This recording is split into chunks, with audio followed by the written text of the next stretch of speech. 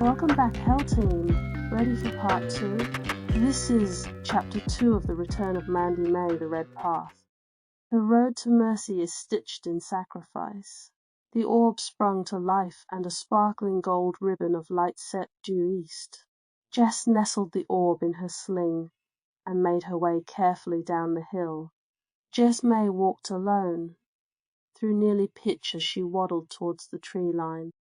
As she headed in, weaving through closely crowded trunks and branches, her boots became soaked through with the glistening red sap, glinting with a shine as though molten gold lived within it. Tingles began to re-emerge in Jess's fingers as she went in deeper and her bruises got darker.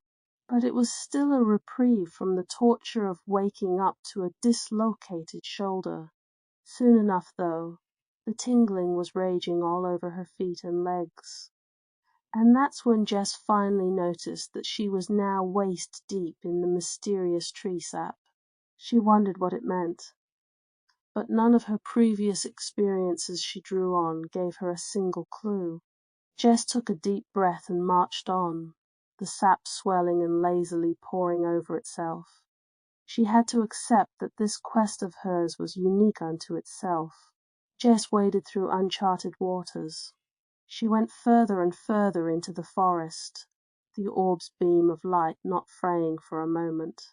Jess deduced that she was going in the right direction, or at least she hoped. The shapes on the orb were becoming sharper and sharper as the distance between the orb under her arm and the target drew closer. The sap was now sticking and hanging from her chin and jaw. Soon Jess found herself treading treacherously over a seemingly bottomless pool of goo, as the solid ground melted away from her feet. She cycled her legs vigorously and slashed her arm through the viscous substance as she tried to draw closer to the end point of the beam of light. Jess was growing more and more tired, and now her limbs burned with the strain. But with one final burst of strength, Jess came into a clearing within the tangled mess of overlapping branches. She dragged herself fluttering and flinging sap to its center. A cramp exploded into life at her side and began to gnaw away at her ferociously. Jess cried out, taking a big gulp of air before falling under. It was black all around her. The sap tickled against her skin. The gel completely consumed her and slipped through her fingers, dislodging the orb from her grasp. As Jess dropped further and further into the abyss, her lungs began to burn. Jess started by flapping her one good arm, but it hardly made any leeway. Anything seemingly solid she grabbed onto, squelched away or slipped out of her hand. It was then that she tore her other arm out of its makeshift sling and began to paddle and press upwards with all her might. The pain in her shoulder burned and stabbed at her with every desperate motion. The struggle to reach the surface was burning away the meager amount of oxygen she'd managed to choke down before she dropped under, and the strain against the overwhelming instinct to breath finally won out, and Jess took in a deep gasp. The sap seemed to come alive and readily invaded every inch of her gullet and lungs. Jess gargled and tore at her throat as it did. Then her body began to relax and slip even further into the endless depths of the tree sap. Her thoughts poured out of her as her very essence peeled away from her body. Jess's consciousness scattered and bubbled away, minute pieces absorbing into the sea of sap, turning its liquid gold shine into perfectly circular pearls. All at once Jess was back home with her parents and sister. Then she saw herself playing the accursed flute, watched Mandy dance and spin to the treacherously sweet tune. All the scattered pearls of Jess reached out like reflections of shadows drawing back together. Mandy's smile, Mandy's hopes, a family portrait, all together in May as the family May. Jess felt her body calling, somewhere, balled up around itself, an intense force pressing her body in, from every angle. Jess pushed against the force, her screams gurgling out of her, the sound captured in frozen pockets of air. Jess had become a mere concept of herself. In a way she couldn't describe, she had more clarity than she ever had before. She searched desperately for her body. Then, upon finding it, the molten golden pearls of her mind span through the pockets of air and then embedded themselves back into her body through her mouth. Her body had been frozen in the action of her desperation, hands flailed, mouth wide and agape. A giant pocket of air bloomed around her, and Jess gasped. She thought she had lost it for good, but the orb came into view. It was suspended above her, just out of reach. Jess used every fibre of her being to reach out and touch it. A finger just licked the surface of the orb before Jess's body gave out. The sound of a bell rang out, and the orb lit up like a mini sun, blasting the darkness away like a mighty hammer throw. The entire pool of sap around her erupted as the orb continued to grow in strength and intensity. Then suddenly Jess was on her knees, encircled by the knotted trees where her body had sunk. The sap floated away as sparkling, globbing bubbles. The orb sustained itself in the air, continuing to shine and sing. When the sap was all but gone, the orb lowered onto the ground and turned a deep dark navy blue. Jess slipped her arm through her makeshift sling once more, and picked up the orb with her other hand. It was then that she noticed the bleached white trees that distinguished the circular form of the clearing. Jess could see no way through the thicket, and decided she would take her time to gather her strength. Wait for a sign. As the smallest moment of peace dusted against her, eyes drooping, there was clapping.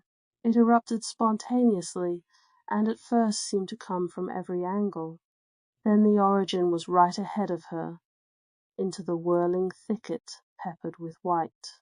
It was relatively quiet and slow at first, then loud and insistent.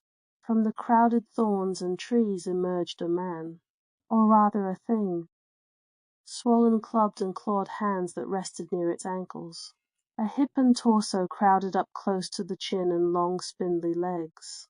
Jess wondered how it managed to clap with such an eccentric form.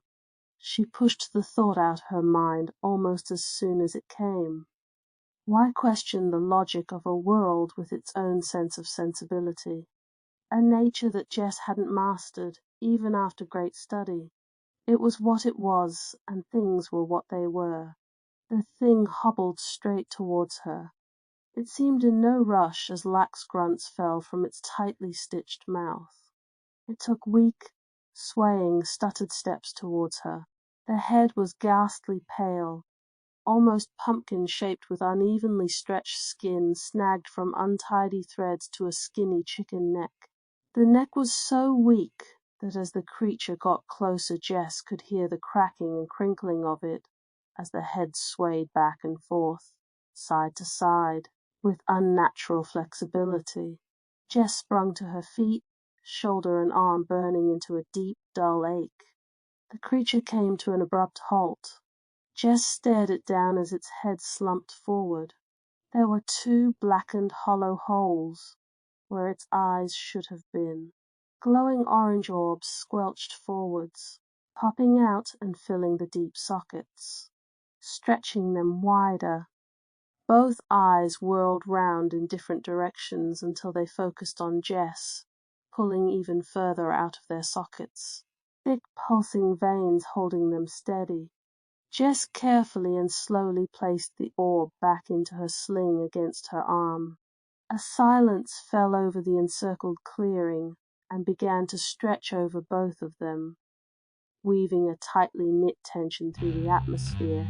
Jess's hand then moved carefully to the knot she'd fashioned round her neck. She paused too long, it seemed, as her fingers began to tremble. Adrenaline, most likely, whatever was left in her body to wring out, keep her awake. Jess's eyes stayed locked on the creature. She kept pinching at air, again and again. Then finally her fingers brushed frays. She gripped the threads, made her way down to the knot and shored it up, layering another knot over the previous. The thing swung its gigantic hand around. A powerful gust of wind exploded from the center of the clearing outwards at breakneck speeds. Jess struggled against it. She leaned as forward as she could. She stood on the balls of her feet, digging them into the ground as hard as she could. She held her arm up to shield her face, the other in the sling, grasping the orb. More and more waves of air crashed into her. Jess could almost feel her feet about to lose touch with the ground, her shoes slipping back across the grass. The intense weight of the force came to an overwhelming summit, toppling all the trees. Jess fell to her knees once more, gasping for air. When she looked up, the creature had vanished. Jess pulled herself up once more.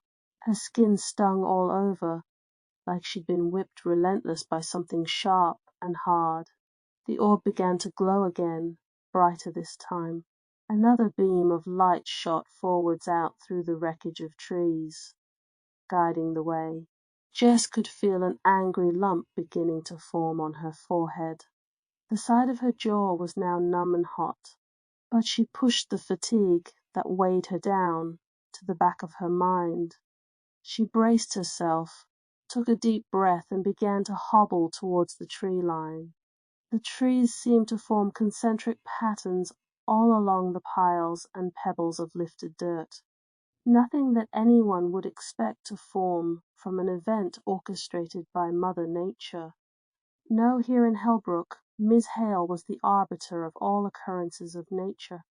Everything was eccentric in her world, her town. But despite the aches and pains, the fear of the unknown, the onus was hers, and Jess was steadfast. Whatever else lurked in the shadows waiting for Jess would not sway her. This was part 2 of The Return of Mandy Mae. Please like and subscribe, and I'll see you in the next one.